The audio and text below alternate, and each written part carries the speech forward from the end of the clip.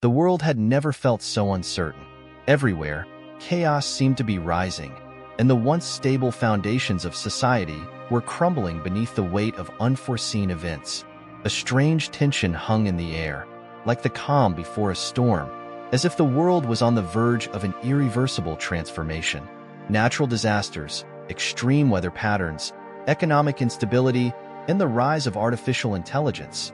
It was all happening at once, and it felt as though the world was teetering on the edge of something monumental. But what? What was driving this, and where was it all leading? I could sense it before it happened. A strange feeling settled over me one evening as I sat in my living room, staring blankly at the news. Everything seemed to be connected. Unnerving weather patterns, the surge of AI technology, the growing unrest in politics. It was as if some invisible force was pushing the world toward a reckoning, toward something ancient, yet inevitable. Then, the moment came. I woke up to the sound of my alarm blaring, the first rays of sunlight piercing through the window. As I groggily stretched and swung my feet onto the floor, I noticed something strange. The air felt different, heavy, thick.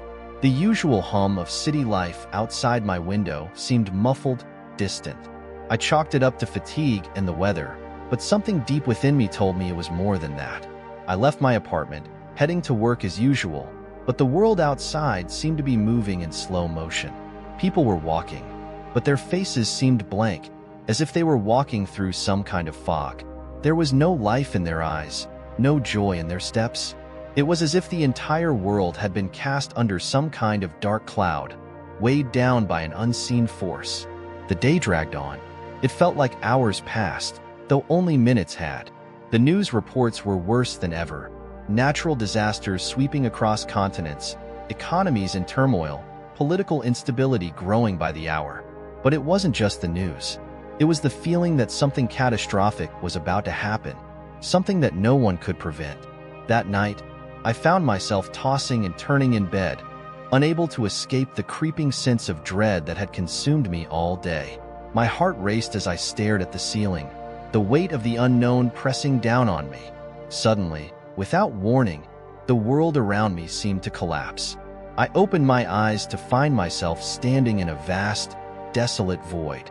The air was cold, and a strange darkness enveloped everything. My heart pounded as I looked around, but there was no sign of life, no sign of anything familiar. The ground beneath my feet felt unstable, shifting as though I was standing on the edge of some great abyss. I reached out to steady myself, but there was nothing to hold on to. I tried to scream, but my voice was lost in the vast emptiness. Panic surged through me. Was I dreaming? Had I passed out? Or was this something far more terrifying? Something I couldn't comprehend? As I stood there, helpless and overwhelmed, I began to hear a voice. It was distant at first, a soft whisper carried by the wind, but it quickly grew louder, more distinct. It was a voice I had never heard before, yet it felt strangely familiar. It spoke with authority, with power, and yet it was full of darkness and malevolence. "You have come to witness the end."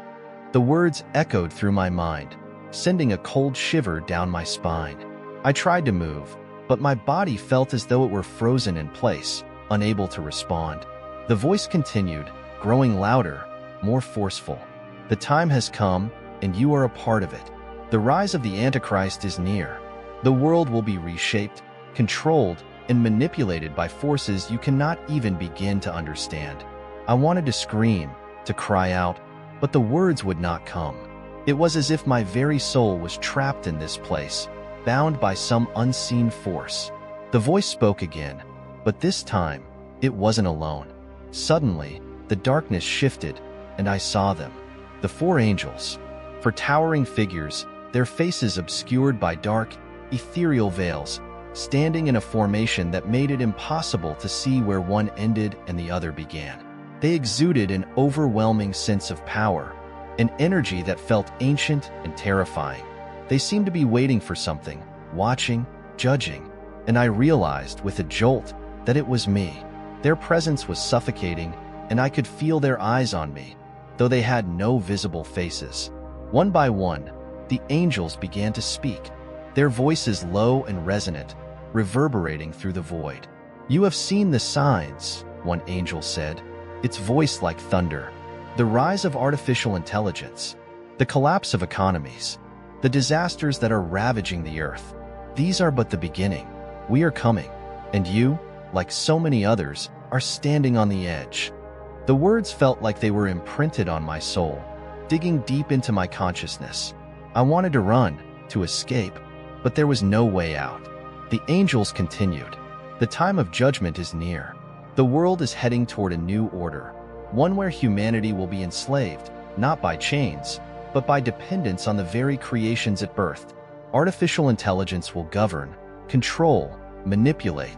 It will offer promises of salvation, yet lead the world into darkness." The final angel spoke, its voice like a cold wind cutting through my very being. "The Antichrist will rise, and the world will follow him, for they will believe the lies he tells. They will place their faith in technology, in AI, in promises of peace, without realizing they are walking into their own destruction. They will take the mark of the beast and worship the very thing that will lead them to damnation."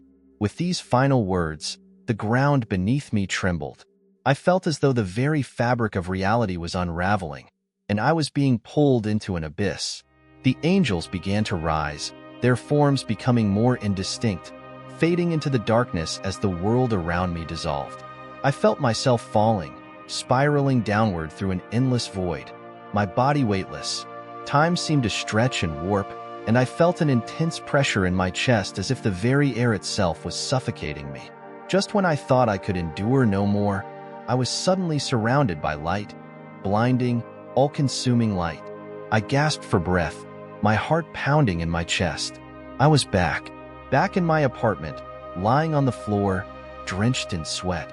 The room was still and silent.